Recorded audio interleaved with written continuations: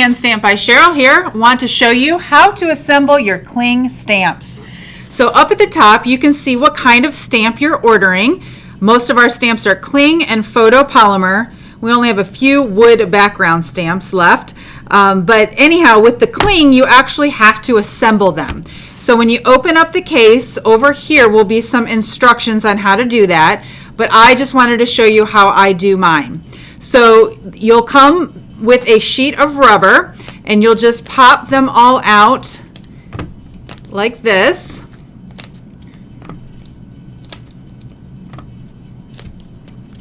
This is the gorgeous Posies stamp set that goes with one of our kits that we have currently. So I'll be doing a class on that coming up. And then from there, on the back, you have some sticker that you'll want to remove. And then you'll find the corresponding sentiment over here. So you can usually figure it out by the shape of it, right? And then the sticker will actually be cut in half. So you can find the halfway point. And I go ahead and remove both of them. However, if you're just getting started and you want to be a little bit more careful, maybe you could try moving one at a time. Okay, and then you're just going to turn it this way onto the sticker, stick it down, and then pull up. And inside then you'll have the sticky part, and that's why they call it Cling, on this side, which allows you to stick it right into the plastic case so it won't slide around as you go. So I'll quickly do these for you so you can see how long it takes to do a full stamp set. I like to do these like when I'm waiting, like in the parent pickup line, waiting for my kids, or sometimes when I'm watching a show or something like that. Okay, now flowers do get a little tricky, so you want to make sure you line it up correctly, because once you put it down, you're not going to be able to pull it back up.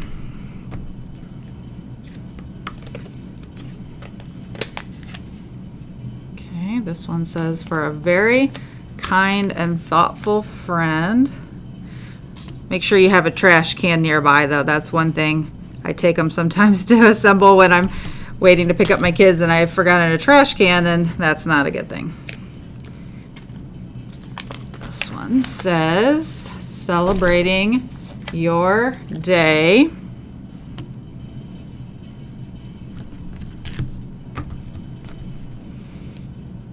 Some leaves over here. So if you just, let's say you just did half of it like I had mentioned before, you take off half, you put it down, and then you can take off the other half this way just so it lays down a little bit. I don't know, it's sort of a preference, I guess. This one says, get well soon.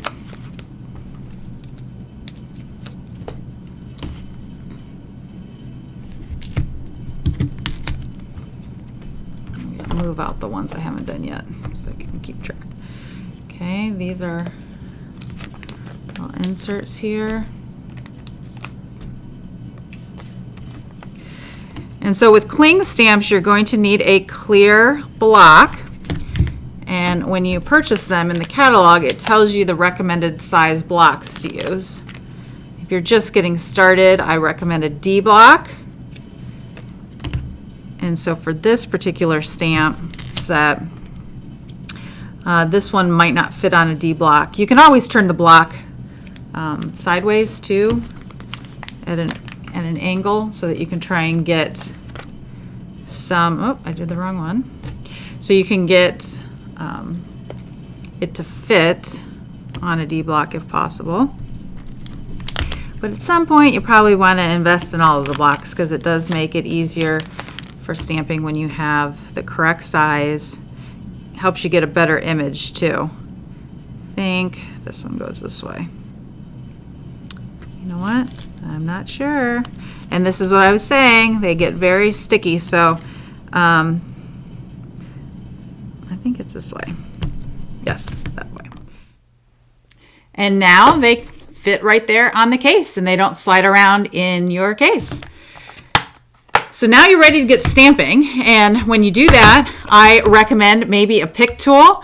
It's great for sort of using like the spatula end to sort of pull up the stamps, right? And this is the D block I was mentioning, so that one definitely fits. It's this longer sentiment that I'm not sure if it would. So when you do it, you could see by turning it sideways that it pretty much almost fits on there. Otherwise, you would probably want to get the next block up. Anyhow, hope that gave you some tips as you start getting your cling stamps assembled. Thanks for watching and happy crafting!